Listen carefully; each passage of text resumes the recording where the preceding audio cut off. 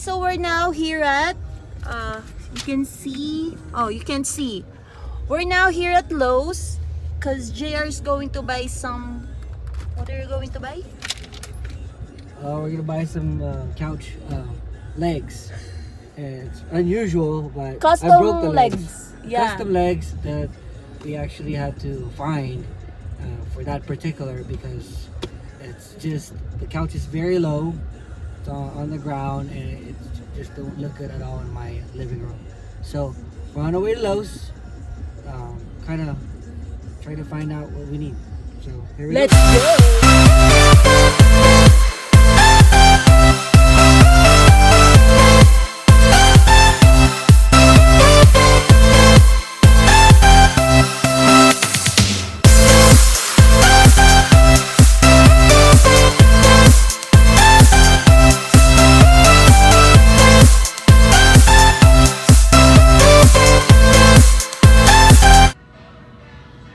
How do you screw it right in? About we have the same thing as like this, but how do you hook it in? You know what I'm saying? Should ask someone. Maybe we just need. Oh, you this. need one of these.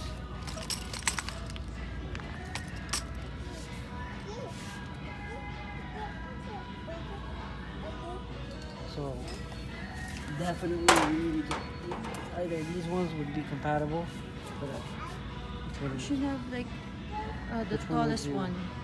prefer? The tallest one. Out of them all? What is this one? Tall. Imagine. It's better if it's tall. Imagine if you have one of these. But look, it's so short on the screw, and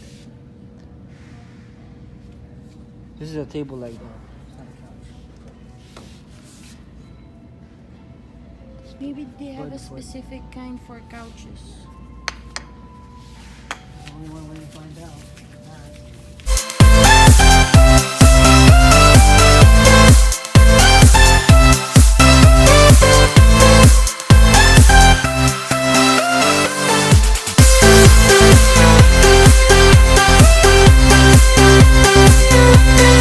At Lowe's, we're heading to Ontario Mills because I'm craving for strawberry lemonade from Charlie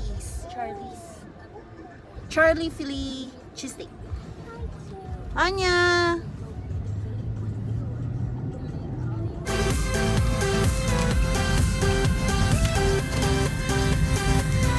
Take the next right onto Mills Circle.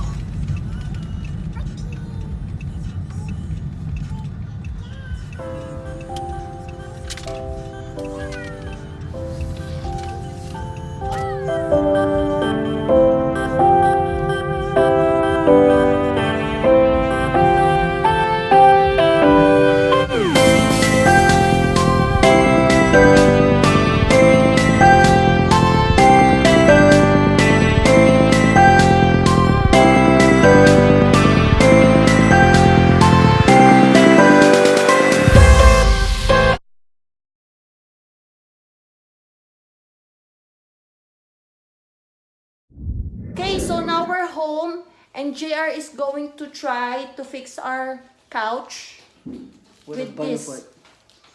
I'm gonna put this on here and install it so that way they can all stand. Craving satisfied. The light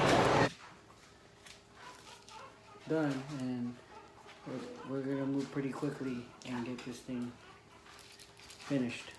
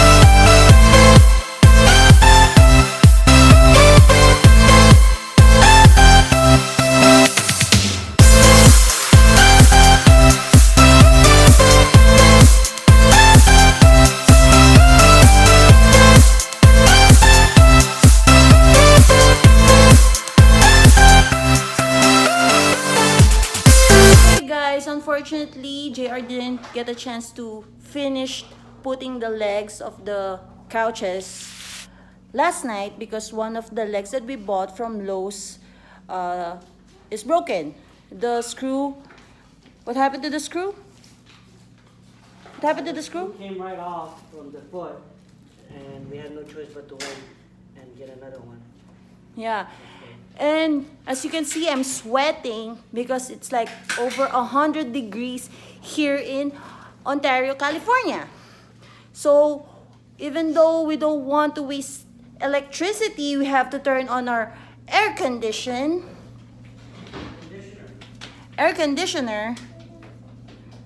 because it's really, really hot and we're sweating like pigs.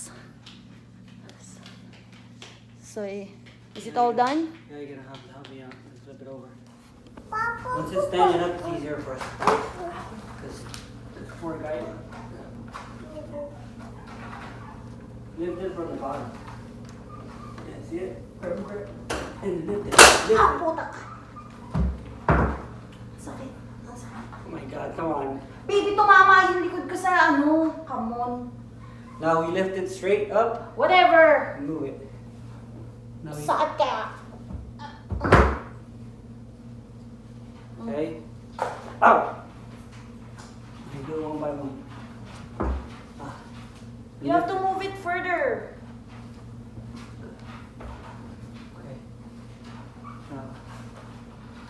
Ano ba? We're done. It's lifted. See?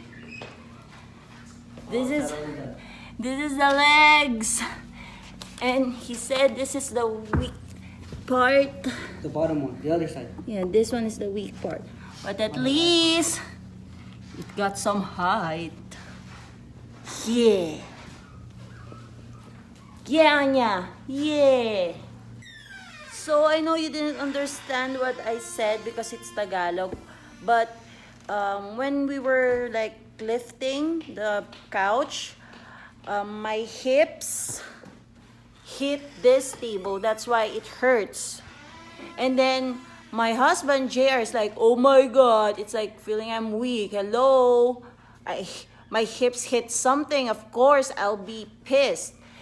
But then the main thing is we finished, or he finished doing the legs of our couch, so it's at least not on the carpet, not really on the carpet. At least it has a little bit of a height.